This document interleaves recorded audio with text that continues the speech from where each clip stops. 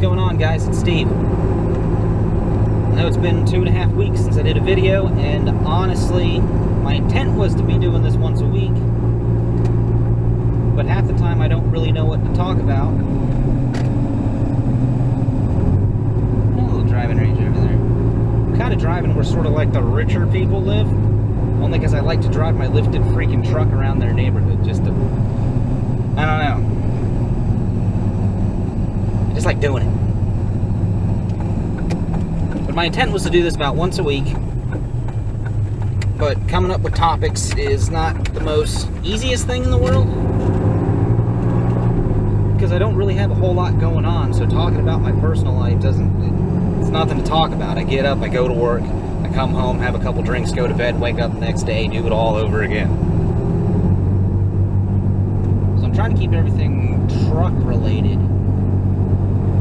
And I'm still kind of in the same place as whether or not I want to keep this two-wheel drive, swap it to four-wheel, buy a Jeep. I don't know. I still don't know. But I'm not going to ramble on video after video after video about that.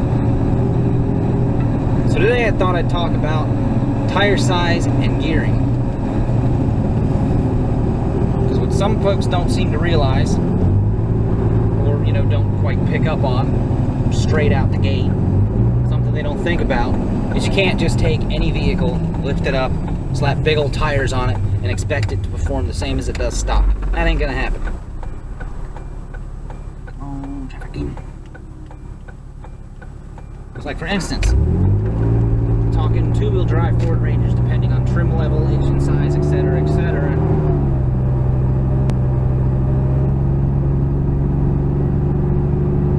I'm going up a hill, which I'll mention in a bit.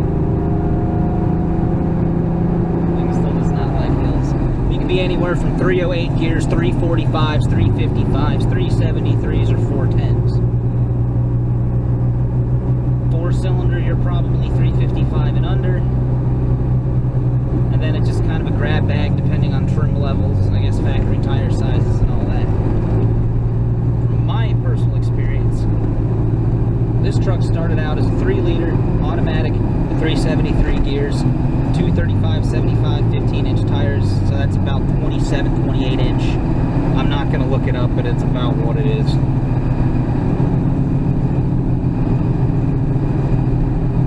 And with 373 gears, 3 years ago, I put 33, 10, 50, 15 all-terrains on it. And it sucked. Power was pretty much gone. Around town, it was fine. Flat, level roads, cruising around town. There's a Ricer and a Cavalier. Friggin' farting by. What was I saying? Around town, flat, level ground, 3-liter automatic 373s and 33-inch tires, you can probably get away with it. But if you ever have to accelerate quickly, say merging with traffic, or merging onto the highway with a slight uphill, it sucks. Which prompted me to...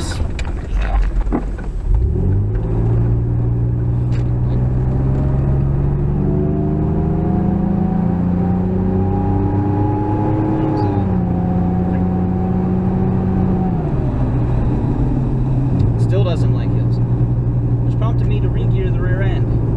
What this basically does, without getting technical, because I don't know all the technical bits, I can't remember low gear, high gear, gear up, gear down, I just don't freaking remember. It just makes it easier for the truck to turn the freaking tires. There's a chart over on therangerstation.com in the tech articles that kind of give you an idea about what tire size you would need to go with.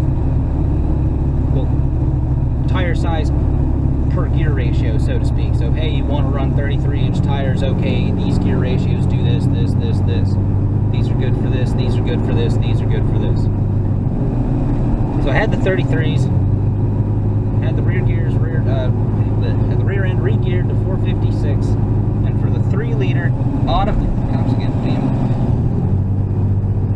the 3-liter automatic 456 gears and 33-inch tires, in my opinion, is absolutely perfect. The hills are still a little bit of a pain. But it almost felt like stock compared to the 373s and the factory 235-inch tires on it. I loved it. Fantastic. Rode around like that for about a year, and the body lift went on the truck, and the 33s looked a little too small. So what I did was I searched around internet. I think it was one of the off-road forums, one of the North Carolina off-road forums. I found a set of used 35s on a set of Jeep wheels, which had the same bolt pattern as this truck.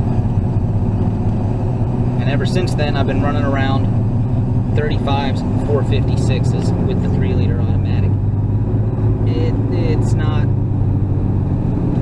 perfect. It's not bad, but had I re-geared had I known I was going to make the jump to 35s, I would have gone with 488s or possibly even 513s. If this was a 4-cylinder, with 33s, 488 is probably the way to go. The 4-liter overhead valve probably falls in line similar to the 3-liter stuff. Horsepower is about the same. You got like 10 to 15 more over the 3-liter Vulcan, but you do have 60, 70 more foot-pounds of torque. Now the 4-liter single cam, hell, you can probably get away freaking 410s turning 35s. 205 to 210 horsepower. I can't remember exactly off the top of my head. Don't sue me on that. Don't freaking quote me. Do the other thing either. It's probably best to go for,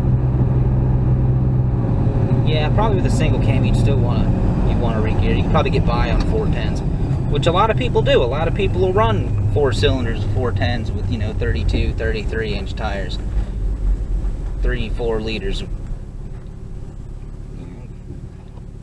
lot of people do it.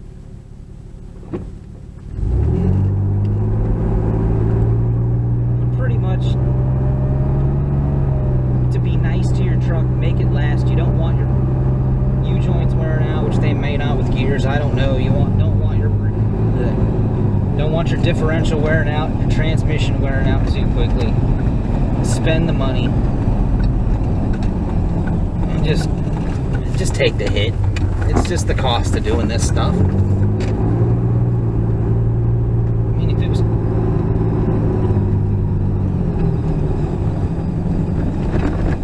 also,